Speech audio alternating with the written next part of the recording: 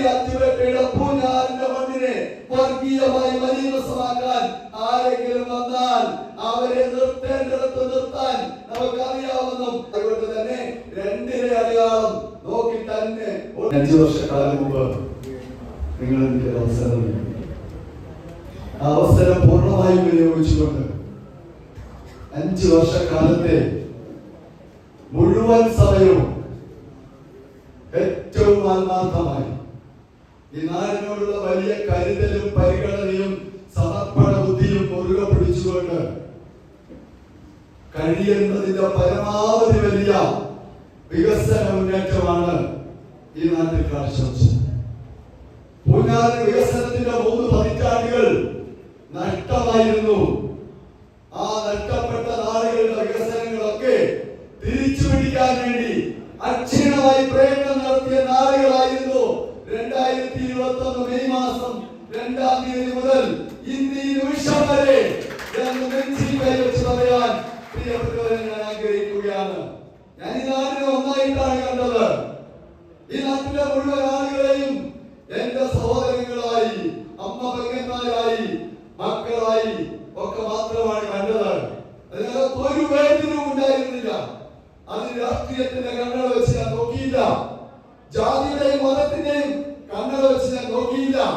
എന്റെ കുടുംബത്തിലെ അംഗങ്ങൾ 5 വർഷക്കാലത്തേക്ക് ഈ നാടിന്റെ മുഴുവൻ ജനതയുടെയും വികസനവും പുരോഗതിയും ക്ഷേമവും അവർക്ക് കണ്ണീരുണ്ടായാൽ ഒപ്പാൻ, അവർക്ക് സന്തോഷമുണ്ടായാൽ അവരോടൊപ്പം ചേർന്ന് നിന്നുകൊണ്ട് സന്തോഷം പങ്കിടാൻ അവരുടെ ജനപ്രതിനിധിയായി 5 വർഷക്കാലം സെബാസ്റ്റ്യൻ കുളത്തുങ്കൽ പൂഞ്ഞാറിന്റെ മണ്ണിൽ, ഈരാറ്റുപേട്ടയുടെ മണ്ണിൽ, തിരുനാടിന്റെ തീക്കോയിയുടെ പാദത്തോടിന്റെ മുണ്ടക്കയത്തിന്റെ കോഴിക്കോടിന്റെ കുട്ടികളുടെ എരിവേലിയുടെ മണ്ണിൽ ഉണ്ടായിരുന്നെങ്കിൽ നാടുകളിലും അതുപോലെ തന്നെ 5 വർഷക്കാലം തുടരാൻ നിങ്ങൾ അംഗീകാരം, മനസ്സാക്ഷിയുടെ അംഗീകാരം നൽകണമെന്ന് മാത്രമാണ് നിങ്ങളോട് എനിക്ക് അഭ്യർത്ഥിക്കാനുള്ളത്. ഞാൻ അമേരിക്കയിലേക്ക് പോവില്ല. ഞാൻ ഇവിടെ തന്നെ ഉണ്ടാവും. ഞാനൊരു വേദിക്കും നിങ്ങൾക്ക് ഉണ്ടാക്കില്ല. എല്ലാവരും എന്റെ സഹോദരങ്ങളാണ്. അവരുടെ പേരിന്റെയോ അവരുടെ ജാതിമതത്തിന്റെയോ അവർ പിടിക്കുന്ന കൊടിയുടെയോ നിറം നോക്കി ആയിരിക്കില്ല ഞാൻ ഈ നാട്ടിലുള്ള ആളുകളോട് പരിഗണനയും ചേർത്ത് പിടിക്കലും കരുതലും നൽകുക എന്ന് സൂചിപ്പിക്കാൻ ഈ അവസരം ഞാൻ വിനിയോഗിക്കുകയാണ്. ഞാൻ മാത്രമായി കാര്യം പറയാൻ ആഗ്രഹിക്കുന്നു. ഈരാറ്റുപേട്ടയുടെ കൺവെൻഷൻ ആണല്ലോ.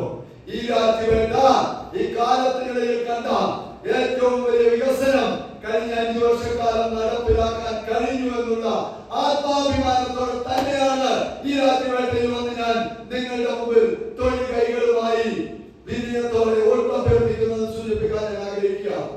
എന്തായിരുന്നു 4 നൂറ്റാണ്ടായി ഈരാറ്റുപേട്ട വാഗമൺ റോഡിന്റെ ഗതികേട്?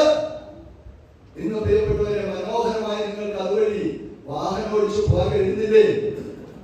എന്തായിരുന്നു ഈരാറ്റുപേട്ടയുടെ നഗര ഹൃദയത്തിലൂടെയുള്ള കടുവാമൊഴി മുതൽ MBS കവല വരെയുള്ള നമ്മുടെ പൂഞ്ഞാർ ഏറ്റുമാനൂർ ഹൈവേയിലെ ടൗൺ റോഡിന്റെ സ്ഥിതി? അത് മനോഹരമാക്കി മുഴുവൻ കുഴികൾ അടച്ച് നല്ല നിലയിൽ 5 വർഷമായും ഈ റോഡ് മനോഹരമായി പോകുന്നില്ലേ? ഈ റോഡിലെ ഈ നഗരത്തിലെ വെള്ളക്കെട്ടുകൾ വലിയ ദുരിതാവസ്ഥ പരിഹരിക്കാൻ ടൗണിലെ മുഴുവൻ ഓടകളും കലുങ്കുകളും ക്ലിയർ ചെയ്ത് വെള്ളക്കെട്ട് ഒഴിവാക്കാൻ നടപടി സ്വീകരിച്ചില്ലേ? നമ്മുടെ ഉപേക്ഷിക്കപ്പെട്ടു പോയ മുക്കട ബൈപ്പാസ് എന്ന മുട്ടൻകാലിയിൽ നിന്ന് കടുവാമണിയിലേക്ക് പോകുന്ന ആ റോഡ് പുനരുദ്ധരിച്ച് ഗതാഗത യോഗ്യമാക്കാനായിട്ട് കഴിഞ്ഞില്ലേ? ഈരാറ്റുപേട്ട ബൈപ്പാസ് എന്നുള്ള ആളുകളുടെ ആവശ്യം പൊടി പിടിച്ചു ഉപേക്ഷിക്കപ്പെട്ടിരുന്നെങ്കിൽ അത് പുനരുജ്ജീവിപ്പിച്ച് ഇന്ന് സ്ഥലമേറ്റെടുപ്പിന്റെ വിജ്ഞാപനം പുറപ്പെടുവിച്ച് തടവനാൽ പാലം മുതൽ നമ്മുടെ ചേന്നാട് കവലയിലേക്ക് ഈരാറ്റുപേട്ട ബൈപ്പാസ് എത്തത്തക്ക നിലയിൽ ആ ബൈപ്പാസിന്റെ നടപടികൾ ശരിയായ രൂപത്തിൽ ഇപ്പോൾ മുന്നോട്ട് പോവുകയല്ലേ? മുഹീദ്ദീൻ പള്ളി മുതൽ തടവനാൽ പാലം വരെ ഉണ്ടായിരുന്ന ആ റോഡ് ഏറ്റവും ശോച്യാവസ്ഥയും പ്രളയം മൂലം മണ്ണിടിഞ്ഞ് ഒട്ടും സുരക്ഷിതമായ ഒരു വാഹനയാത്രയും കഴിയാതിരുന്ന ആ തടവനാൽ ബൈപ്പാസ് 55 ലക്ഷം രൂപ ഉപയോഗിച്ച് സംരക്ഷണ ഭിത്തി കെട്ടി ആവശ്യത്തിന് ഗതാഗത യോഗ്യമാക്കി വീണ്ടും 1 കോടി രൂപ ഇപ്പോൾ ബഡ്ജറ്റിൽ വെച്ച് ഏറ്റവും നല്ലൊരു ബൈപ്പാസ് ആക്കി അത് മാറ്റാനുള്ള നടപടികൾ സ്വീകരിച്ചില്ലേ? കാലക്കാട് ഇളപ്പുങ്കൽ ഭാഗത്ത് മുട്ടക്കവലയിൽ നമ്മുടെ തൊടുപുഴ മുട്ടം ഭാഗത്ത് വരുന്ന റോഡിൽ നിന്നും ഒരു പാലം നിർമ്മിച്ച് വാഗമൺ റോഡിലേക്ക് കടന്ന് ഇളപ്പുങ്കലിലെ ഈ കാലക്കാട്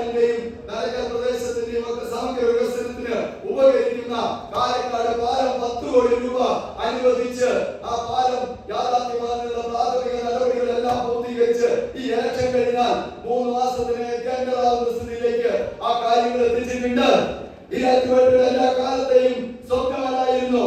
ഈരാറ്റുപേട്ട സുവിശേഷൻ ഒരു ഭരണത്തിന്റെ സൗകര്യവും ഗുണവും പ്രയോജനവും സേവനവും ജനങ്ങൾക്ക് ലഭിക്കണമെന്നുണ്ടായെങ്കിൽ ആ ഭരണ സംവിധാനം ഒരു മേൽക്കൂരയ്ക്ക് കീഴിലാവണം, ഒരു കേന്ദ്രീകൃത സംവിധാനത്തിന്റെ ഭാഗമാവണം. അതിനുവേണ്ടിയുള്ള മിനി സുവിശേഷൻ യാഥാർത്ഥ്യമാക്കാൻ ജയിച്ച ആദ്യത്തെ ബഡ്ജറ്റിൽ തന്നെ 10 കോടി രൂപ അനുവദിച്ചെങ്കിലും സ്ഥലം നൽകുന്നതിന്, അതിന് സ്ഥലം ലഭ്യമാക്കുന്നതിന് നടത്തിയ ഉജ്ജ്വലമായ പോരാട്ടം ഈ അവസരത്തിൽ ആദരണീയനായ സംസ്ഥാനത്തിന്റെ മുഖ്യമന്ത്രി സഖാവ് പിണറായി വിജയനെയും ആദരണീയനായ സംസ്ഥാനത്തിന്റെ റവന്യൂ വകുപ്പ് മന്ത്രി കെ രാജനെയും നന്ദിപൂർവ്വം സ്മരിക്കുകയാണ്.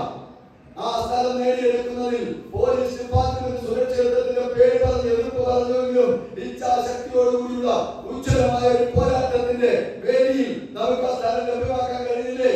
ചില ചിത്രശക്തികൾ അതിനുശേഷം കുപ്രചരണങ്ങളും വ്യാജപ്രചരണങ്ങളും അടിസ്ഥാന ആരോപണങ്ങളും ഉന്നയിച്ചിട്ടും ആ സിവിൽ ഇതിന് ടെൻഡർ ഉറപ്പിച്ച് നമുക്ക് തീർച്ചയായിട്ടും ഇലക്ഷൻ കഴിഞ്ഞുള്ള നിർമ്മാണ പ്രവർത്തനത്തിലേക്ക് കടക്കുന്ന രൂപത്തിലേക്ക് മിനി സിവിൽ കാര്യങ്ങൾ എത്തിച്ചില്ലേ?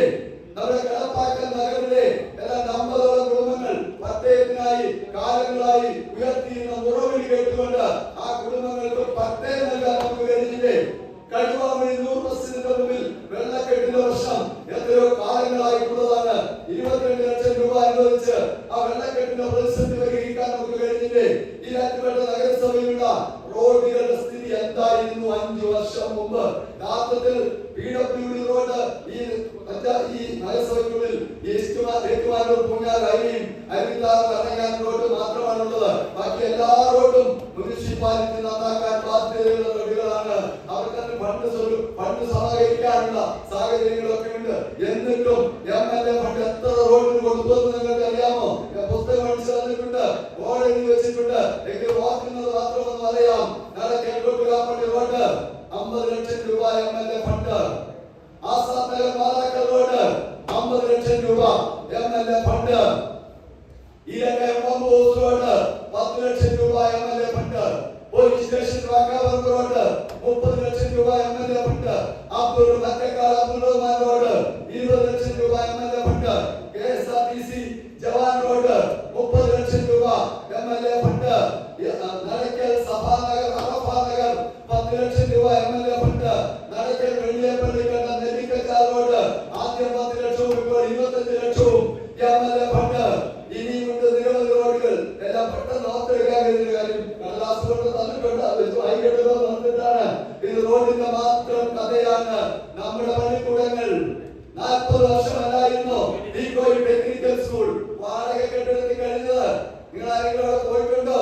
നമ്മുടെ ഈ റബ്ബർ പലക കൊണ്ട് മറച്ചു വെച്ച വർക്ക്ഷോപ്പിലാ വർഷങ്ങളായി കുട്ടികൾ ഈ ടെക്നിക്കൽ സ്കൂളിന്റെ വർക്ക്ഷോപ്പ് ജോലികൾ ചെയ്തിരുന്നത്. ഷീറ്റിട്ട് മോടിയ നനഞ്ഞു പോയപ്പോ ഈ അടുത്ത നാളിൽ അധ്യാപിക എന്നോട് പറഞ്ഞു, നേരത്തെ ഞങ്ങള് മഴ വരുമ്പോ കമ്പുമായിട്ട് സ്കൂൾ ഹാളിനകത്തൂടെ നടക്കും. ഈ കമ്പ് കൊണ്ട് പൊക്കി വിട്ടില്ല, വെള്ളം താഴോട്ട് വരും. ആ സ്ഥിതി 40 കൊല്ലമില്ലായിരുന്നു ടെക്നിക്കൽ സ്കൂളിന്.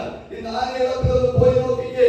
8.5 കോടി രൂപയുടെ പള്ളിക്കൂടമല്ലേ 3 നില 30,000 സ്ക്വയർ ഫീറ്റ് അവിടെ തലയിലത്ത് നിൽക്കുകയല്ലേ.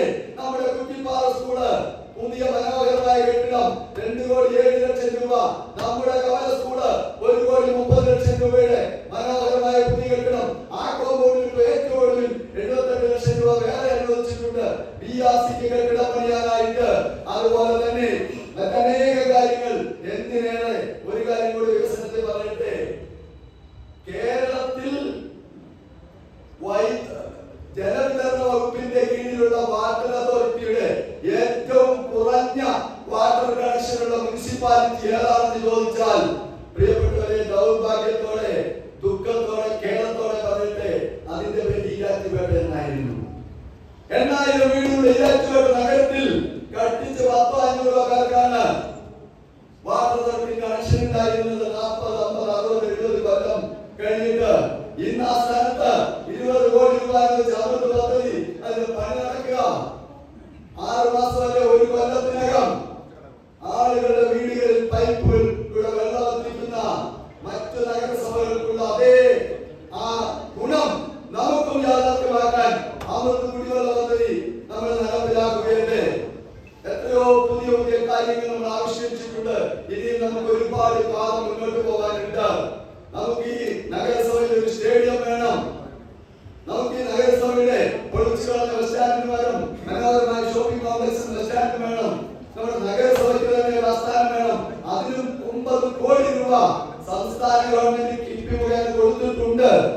നഗരസഭയ്ക്ക് ആസ്ഥാനം പണിയാൻ നടപടിക്രമങ്ങൾ പൂർത്തീകരിച്ച് യാഥാർത്ഥ്യത്തിലേക്ക് കൊണ്ടുവരാൻ ഇതുവരെ ദൗർഭാഗ്യവശാൽ ഉത്തരവാദിത്തപ്പെട്ടവർക്ക് കഴിഞ്ഞില്ല. അതും നമുക്ക് യാഥാർത്ഥ്യമാക്കേണ്ടതുണ്ട്. നമുക്ക് പാലായിലെ മോഡലിൽ നമ്മുടെ ഒരു റിവർ വ്യൂ റോഡ് സിസ്റ്റം അവിടെ മികച്ചിലാക്കി കോഴിക്കോട് കോൺക്രീറ്റ് റോഡ് ഉണ്ടാക്കിയിട്ടുണ്ട്. നമുക്കതൊന്നും കഴിഞ്ഞിട്ടില്ല. ഇവിടെയും നമുക്ക് ഉണ്ടാക്കണം.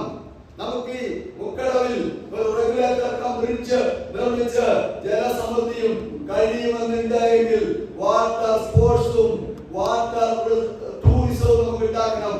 അതുപോലെ തന്നെ ഊഞ്ഞാൽ നിയോജകമണ്ഡലത്തിന്റെ ഒരു ടൂറിസം ഹബ്ബാക്കി മാറ്റുകയും അതിന്റെ കോറിഡോറായിട്ട് ഈരാറ്റുപേട്ടയെ മാറ്റുകയും വേണം.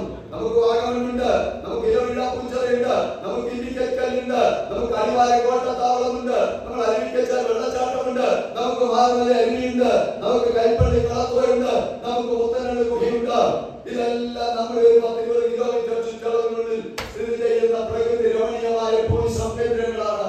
ആ ടൂറിസം കേന്ദ്രങ്ങളെ ഒക്കെ കോർത്തിണക്കിക്കൊണ്ട് നമുക്ക് ടൂറിസം രംഗത്ത് വലിയ കുതിച്ചാട്ടം. വാഗമണിലേക്ക് പുതുതായിട്ട് 4 റോഡാണ് വരുന്നത്. ഊട്ടിക്കൽ വഴി പുതിയ റോഡ് ടാറിങ് നടന്നുകൊണ്ടിരിക്കുക. നേരത്തെ കുട്ടികളെ കൺവെൻഷൻ അവിടെ ഉദ്ഘാടനം ചെയ്ത് കുട്ടികളെ കൺവെൻഷൻ പറഞ്ഞേ 2026 മെയ് മാസത്തിൽ ആ റോഡ് തുറന്നു കൊടുക്കാൻ പോവാ. 2 മാസം കഴിയുമ്പോ അന്നേരത്തിന് പണി തീരുക പുതിയ റോഡ് വാഗമണിലേക്ക്. മറ്റൊരു റോഡ് മാവടിയിൽ നിന്നും മലമേൽ നാടുനോക്കി വഴികളവിലേക്ക് 1 കോടി രൂപ അനുവദിച്ചിരിക്കുക. മറ്റൊരു റോഡ് കാരികാട് നിന്ന് 17 ഏക്കർ കമ്പിപ്പാലം വഴി വാഗമണിലേക്ക് 1 കോടി രൂപ അനുവദിച്ചിരിക്കുക. മറ്റൊരു റോഡ് പൂഞ്ഞാർ അടിവാരത്ത് നിന്ന് കോട്ടത്താവളെ കല്ലിലാക്കുന്ന ഒരു കോലാഹലം വഴി വഴികളവിലേക്ക്. വാഗമണിനെ നമ്മള് ഇപ്പോഴുള്ളതിന്റെ 10 മടങ്ങ് മികവുള്ള ടൂറിസം കേന്ദ്രമാക്കി മാറ്റും. അതിനാവശ്യമായ നടപടികൾ ആവിഷ്കരിച്ചിട്ടുണ്ട്. ഈ കഴിഞ്ഞ 5 വർഷക്കാലം കൊണ്ട് അടിസ്ഥാന സൗകര്യങ്ങളിൽ കുറെ മുന്നേറ്റം കൈവരിക്കാൻ നമുക്ക് കഴിഞ്ഞു. നമ്മൾ നിലവൊരുക്കി വിത്ത് വിതച്ചിട്ടുണ്ട്.